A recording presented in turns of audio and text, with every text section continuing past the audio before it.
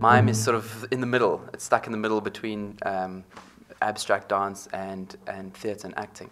And I just enjoyed the technique. I enjoy the idea of creating something out of nothing. Because what people, and it also forces the audience to use their imaginations, because it's like acting for a green screen. The audience is actually filling in the green screen. The audience is creating the environment they're seeing it. So I've got to create the negative spaces, in a sense, for them to put in the picture.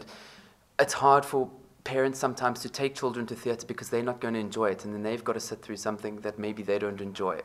So I'm trying to create something and try to create theatre that children can be visually engaged and adults can also enjoy. I've pitched the show at two levels as well. One for the kids, the falling, the big movements, the tripping, the pies in the face, or there are no pies, the cows, the milking, basically the completely exaggerated, sometimes crass, the tripping, the falling, the big movements, and then of course there's the more subtle humor that the adults will get.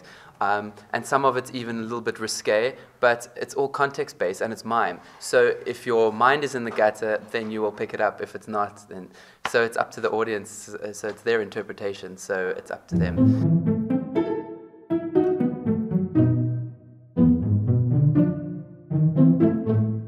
I think it was a fantastic show. I think the physicality of it was brilliant.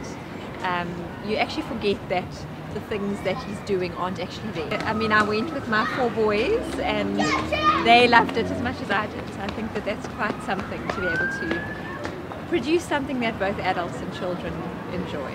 There was quite a lot of lines there that only an adult would understand, so it's...